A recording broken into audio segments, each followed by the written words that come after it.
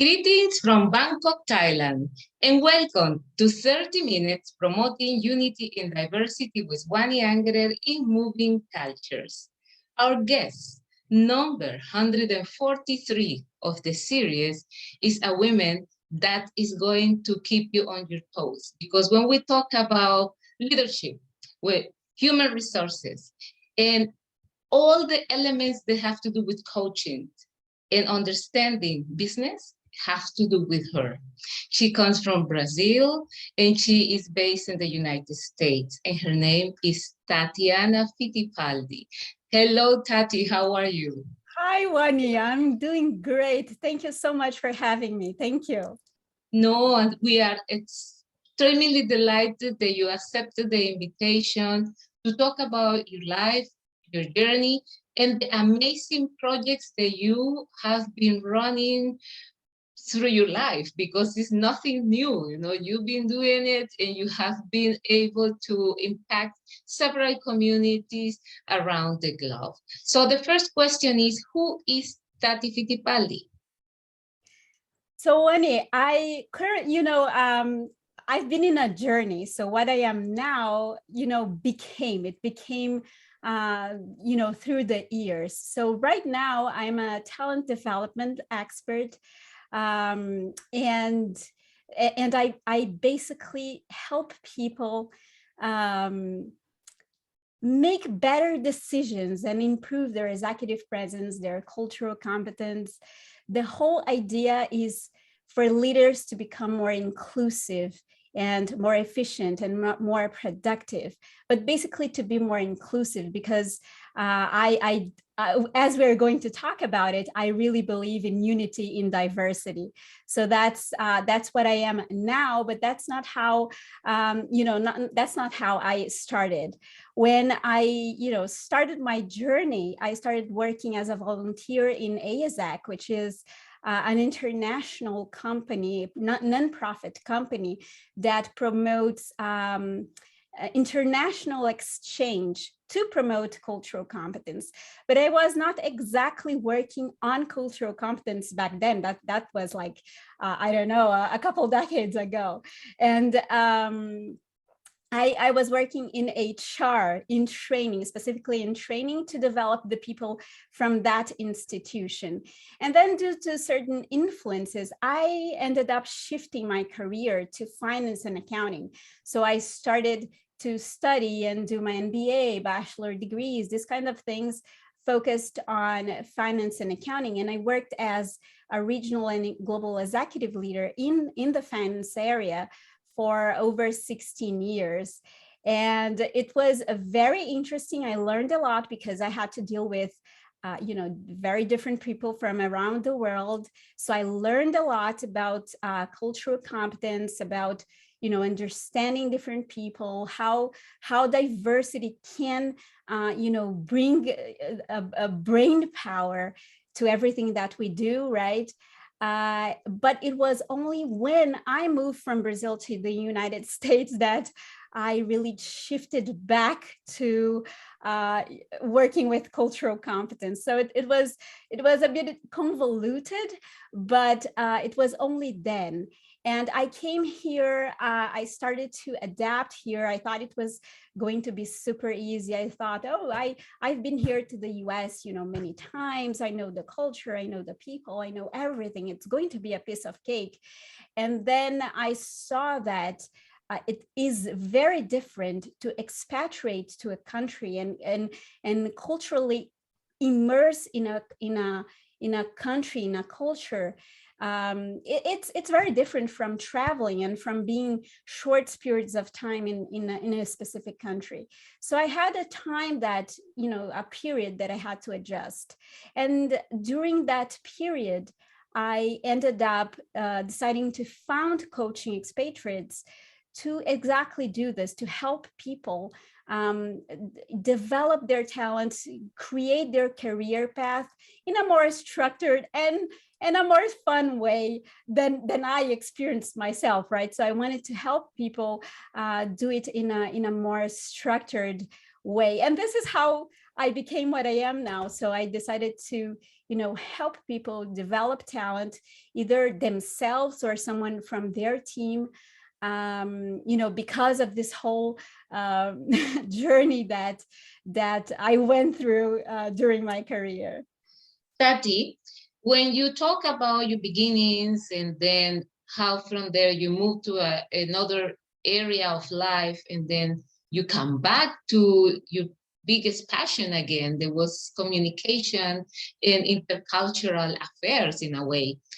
Don't you think that that is also related to the inner persona that you are? There is something that was always with you because you're very skillful with languages. You're a person who finds very easy to connect with people from other cultures.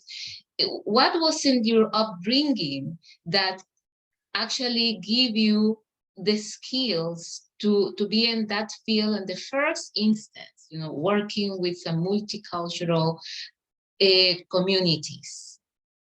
It's a very good question, Wendy, because I come from a very multicultural background. So my family is Armenian, so they actually moved from Armenia to Brazil, and so my grandparents, they moved to Brazil. So I have an heritage that is not Brazilian, but I was living in a Brazilian culture.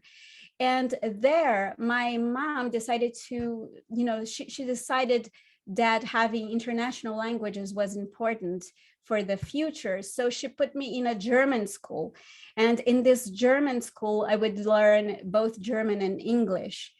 And as you know, German is a more low context culture versus Brazil, that is a very high low context culture, like Armenian. Armenian is also very high. So they're very different in terms of background and how they see things and how the perspectives around subjects of life. So I was inserted in all these these variations of cultures.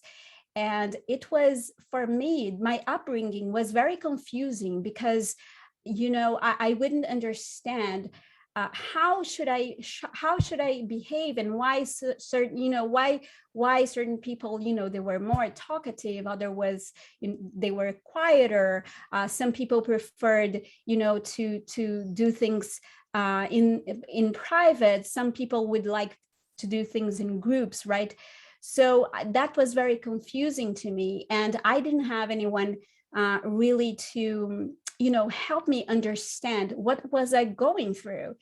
And this only, gotten more complex when I went to work in a very big international American company, which is also a completely different culture. So all these different cultures were kind of my background while I was growing up as a kid, and then as a youth, and then as an adult. And I see that other people who are also in this environment, where, especially now, Annie, that we have internet, we have social media, cultures can miss and match very easily, right? And sometimes people have a lot of difficulty understanding what's going on around them, and how to behave, and how to avoid misunderstandings, because sometimes dealing with different cultures, when you don't know, how to certain types and certain ideas, it's very easy to create misunderstandings.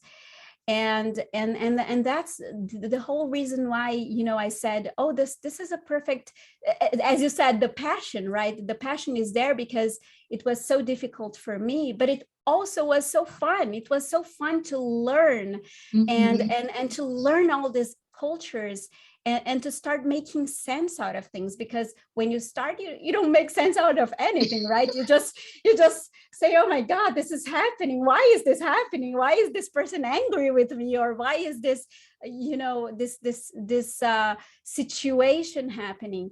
And then you start to learn, oh, because this type of culture, they like this kind of thing more than that culture. You start to learn bit by bit, right? So it's fun. It's something fun. So it's very clear that as we were talking, that organic connection with cultures that happened to you in your childhood. And it was very systematic, but not with terminology. It was something that we will call, that is like osmosis. So everything happened in a very organic way. Your parents and coming from a certain society, your neighbors from another society, classmates from another society, because we're not only talking about culture, we're talking about structures in the communities itself, right? And then this is the moment when your brain brings everything in one package. Yeah, and then the time gave you the opportunity to deconstruct. And I think deconstruction has been and is one of your biggest assets. What do you think about that?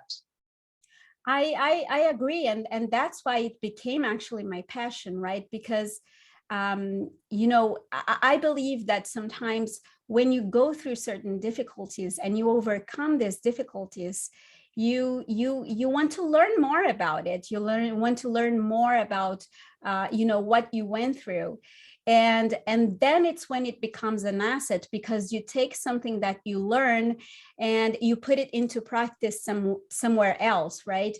And that's what I'm doing, and that's what I want to help other people do as well. I want to help other people, you know, get out of the confusion that sometimes happens when they are in certain multicultural situations, and do it in a, you know, in a more fun way, in a light way.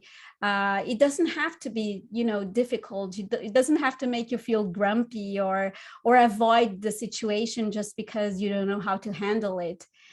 So yeah, I totally agree, Wani.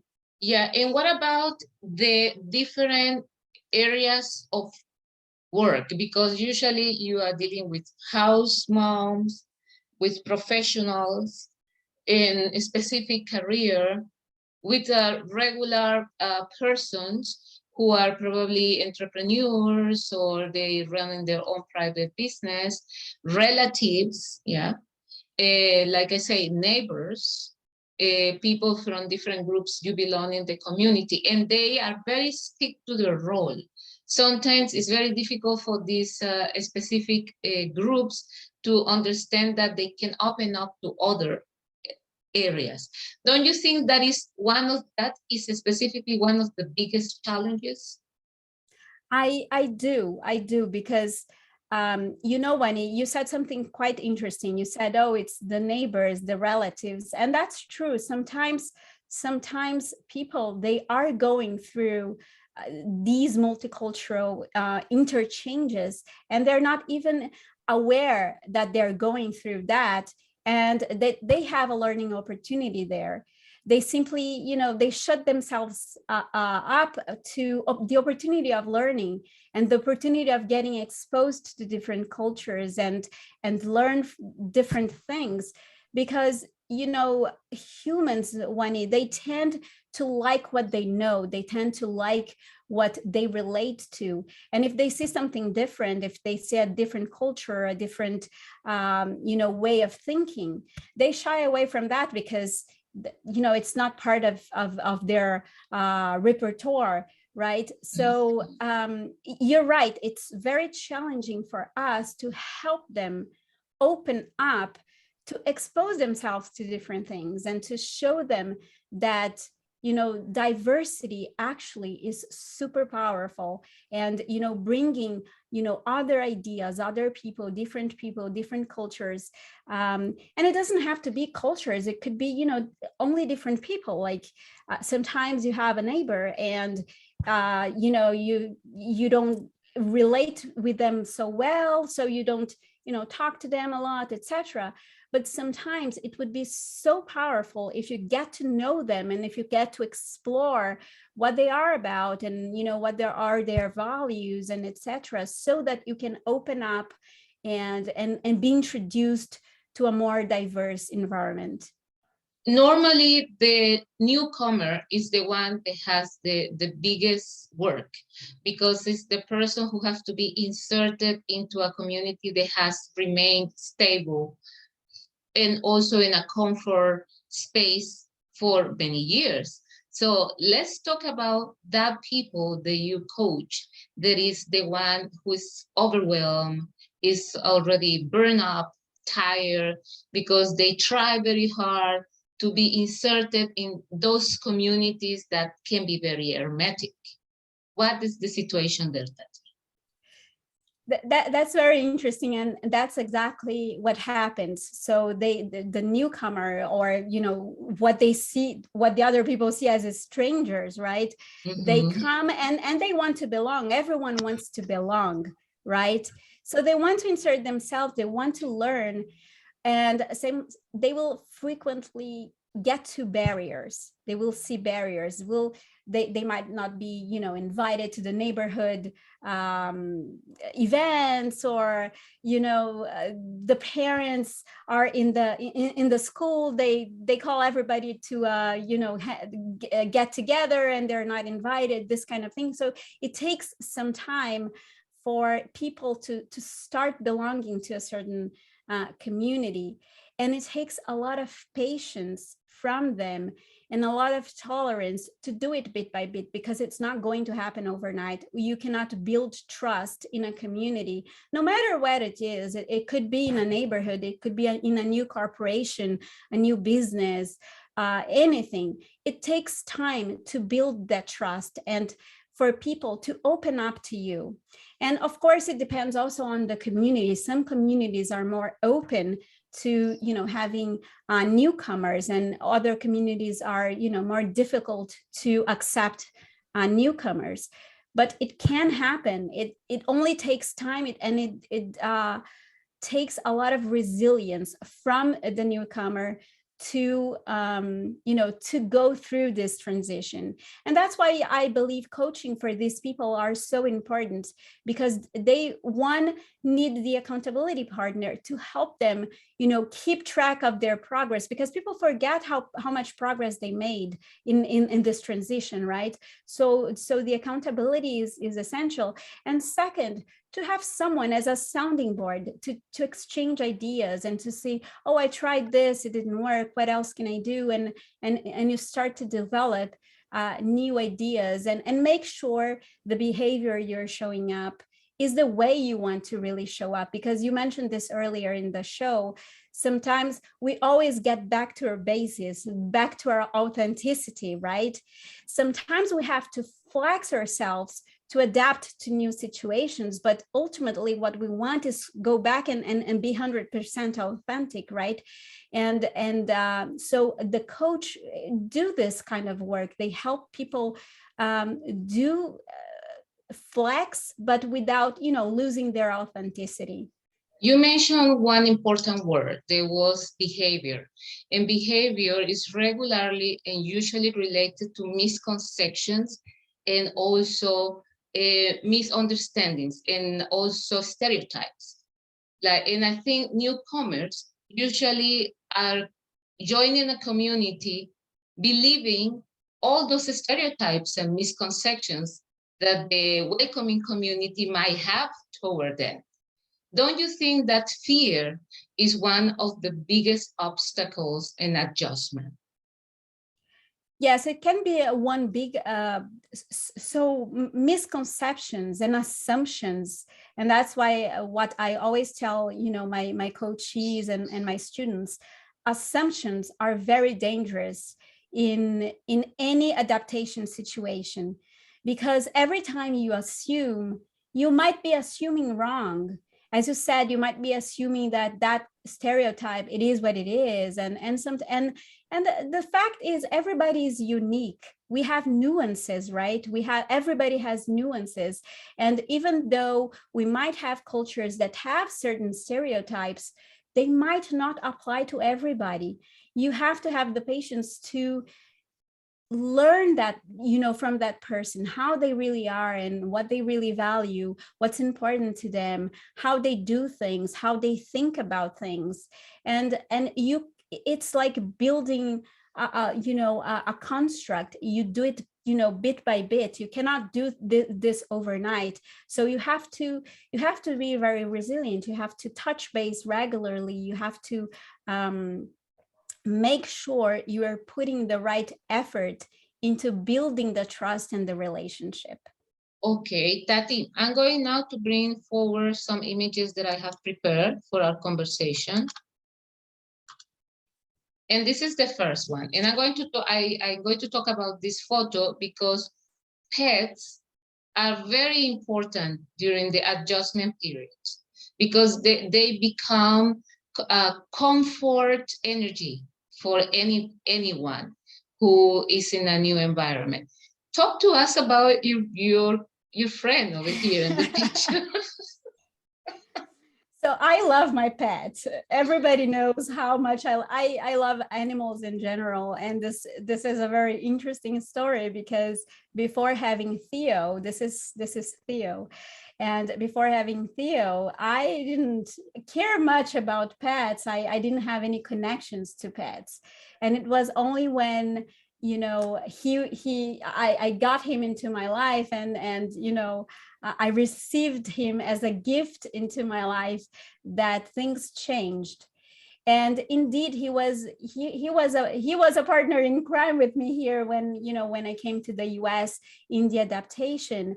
And as you said, pets in general help their you know, their partners to adapt. And not because only the comfort, but sometimes simple things as you are walking your dog and people stop to talk to your dog and then you talk to that person and, you know, you start a conversation, this kind of thing. So sometimes you don't, we take for granted how important certain things can be, not only in our life, but how our life develops as well. Yeah, very powerful tool and very powerful companion. So let's talk about coaching expatriates. So as I said, Coaching Expatriates was a company that I founded once I came here to the US.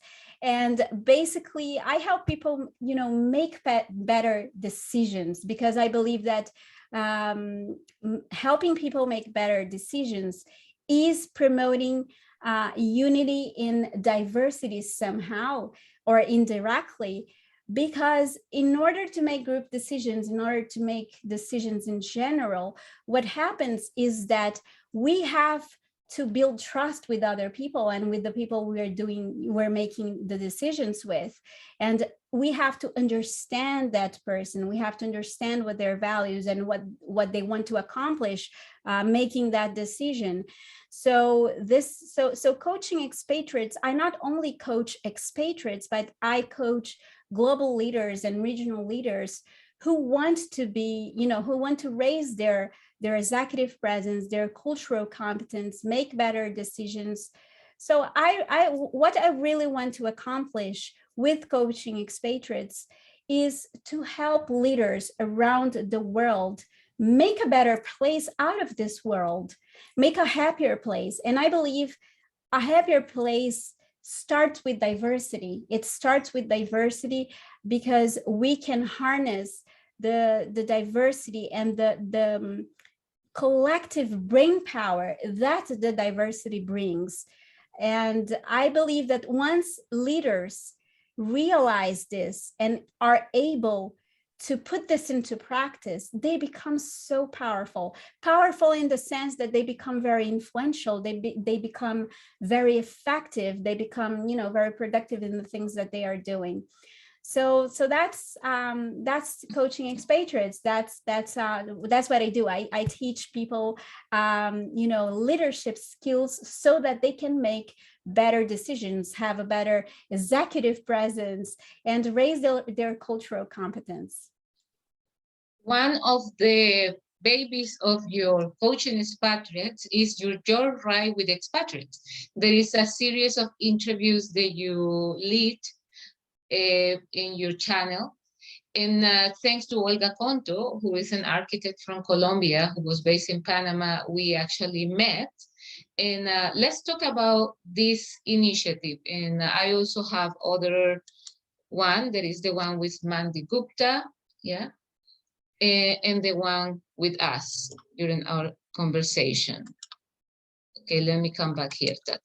Okay, so let's talk about Joyride with expatriates. So that's my baby.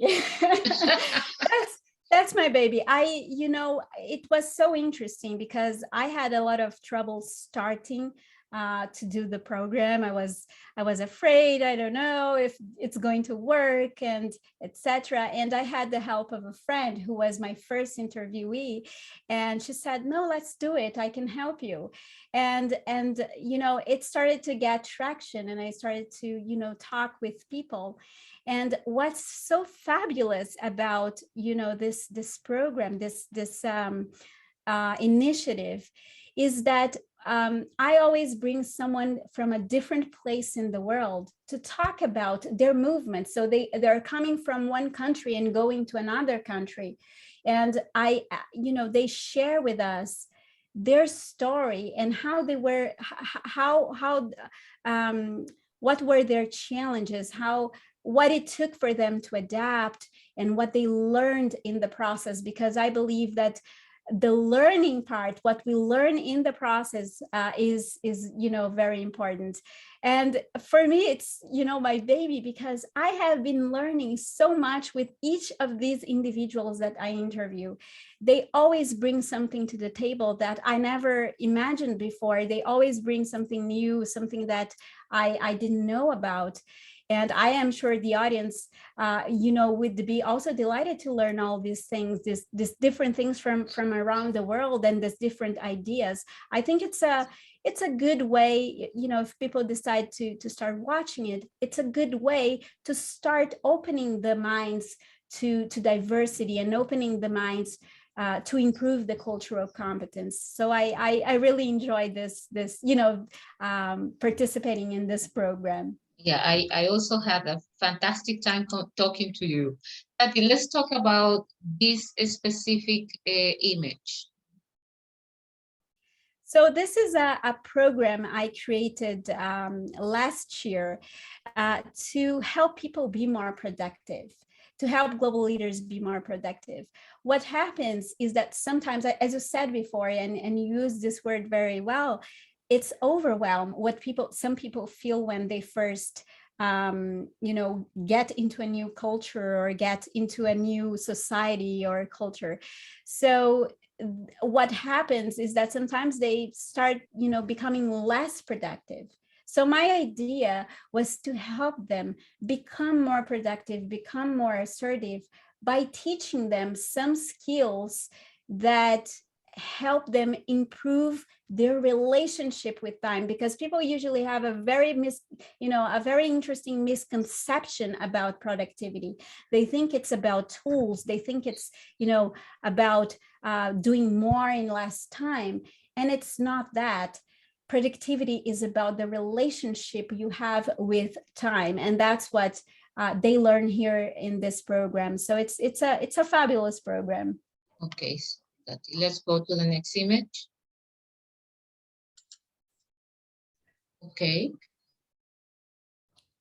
Let's talk about the 3 golden rules of communication for global leaders. I have another 3 images at this level so people can understand the kind of feeds you are publishing in your social media, motivating global leaders into a better way of dealing with work. So I like this, because this was one of my my first videos for YouTube when I created the channel. And basically it's very simple rules, and one of them we even talked about here. We talked about not making assumptions, right? This is a big one. Not making assumptions is very important whenever we're going to any new situation, not only expatriation, but any new situation in communication. We have to make sure we're not making assumptions. And we have also to be very open-minded. We have to be open-minded. We never know what the other person is thinking and what they are expecting. We believe we in communication, it's interesting because we believe we know how to communicate. And the fact is that we know words, right? We know words, but we cannot assume that we know communication. One gesture in one place might signify something that is completely different from another place. So if we make an assumption that, you know, that gesture applies to everywhere we go, we will create misunderstandings and possibly dangerous misunderstandings, right? So we have to make sure we don't make assumptions. And clarifying questions is one of the best ways to avoid any misunderstanding in communication. So saying, what do you mean by that? Or what are you thinking when you say so and so? What's going through your mind when you do such and such? If you clarify, not as a challenge, but as with curiosity, with the eyes of who wants to learn from that person, you will certainly avoid a lot of misunderstandings.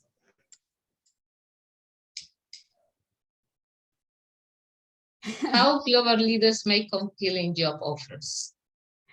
So job offers are, you know, something that at some point in everyone's careers, everybody will have to make a job offer, right?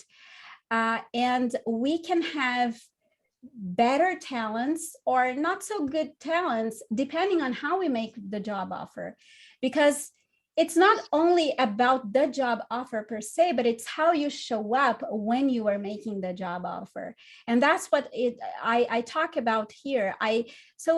Wani, I think one of the main ideas that I want to share with people is that global leaders have to understand that the way they're communicating, the way they're showing up, and the way they're managing expectations around them makes the difference when dealing with people. So it is really important for them to manage expectations and making compelling job offers. It doesn't sound that it has anything to do with managing expectations, but it does, because whoever is receiving the offer actually has a set of expectations. They are expecting something, and they're expecting something from you, and not only from the job offer itself.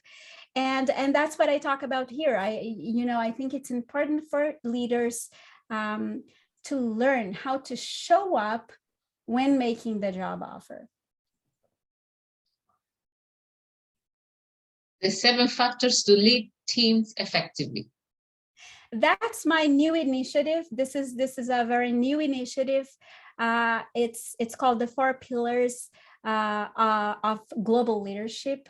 And one of the pillars are, as you were putting here, is people leadership. But we actually have, 4 pillars. We have personal leadership, people leadership, organizational leadership, and cultural leadership. And I believe that these 4 elements of the 4 competencies of leadership are important to be more successful. Every of these 4 leaderships will bring you a set of skills that will make you have a better, make better decisions, have a better executive presence, and also become more inclusive. Because I believe that, as I said, diversity can bring a lot of brain power, a lot of collective brain power, and we can harness that by learning all these aspects. And one of them is people leadership. So give feedback the right way. So this video was made with the idea that a lot of people, a lot of leaders have to give some feedback to their team members, to their employees, and so on. And usually people, they give feedback when people screwed up, right? When they did something wrong. And that's, what I advocate in this video is that we should actually make sure that in order to develop our talents, we have to make sure we're giving feedback on the development opportunity when people screw up, but also on the good things that people do. people are not mind readers. They will never know that they're doing something good and how good it is unless you tell them that they're doing something good, and they should, keep it up. So we have to balance our feedback. And here I introduce people how to do this, how to give this feedback, a step-by-step procedure on how to do it with emotional intelligence. Because people, they're humans, they're living human beings, they have feelings. We have to be conscious about, how we are expressing and how we are communicating what's in our thoughts. We can touch people's lives, either in a bad way or in a good way while giving feedback. And these are the pillars that you were discussing. So yes, and this is what I was talking about first. So this is the complete the complete version where I talk about all the 4 pillars, and basically this is to make sure people understand all the skills that they need in order to be successful in global leadership. There is it's almost like a formula on how what you should pursue in terms of skills and competencies to be able to do it, as I said in the beginning of our conversation, in a more structured way, in a more in a structured way, and in a fun way too. And this is our last photo. Oh my goodness, I love him, and I love this photo. This is so cute. Tati, we already reached the 30 minutes of our conversation. It's been very enlightening, and I'm inviting everybody to visit your pages in YouTube and LinkedIn and Instagram, everywhere, so they can reach you and also take the opportunity to know you and learn more about your offers. Tati, could you please be so kind to send a message to the new generation and the society in general about inclusion and diversity and unity? So my message to the new generations is that diversity is the fuel to a better leadership. It's the fuel, and it's the foundation for harnessing a brain power, a collective brain power that will make any endeavor that they touch a success. Because as I said during the show, diversity is what, when we include everybody, the diverse members, the diverse teams, the diverse cultures, into one same group, into one same unity, and they share their perspectives, their ideas, it becomes so much powerful, because they have different sides and different ways of thinking that will make things more successful in an easier way, in a funnier way too, in a more relaxed way too. So my message to them is, seek to expose yourselves to different cultures, different situations, different types of people, so that you can understand diversity, and then you can bit by bit leverage this diversity and this concept of unity in diversity to have a happier life, a better environment, and also to be more successful in the career. Tati, I'm sending you a big hug from Thailand. Thank you. A big hug for you too. Thank you so much. Compliments of the season, and expecting that 2022 will bring more ideas, more collaborations, better opportunities, and positive energy. Tati, thank you so much for promoting unity and diversity through your way of thinking, your philosophy, and your work. Please keep bringing happiness and opportunities to the world. Thank you so much. Thank you so much. Thank you. Bye-bye, Tati. Bye. Thank you so much.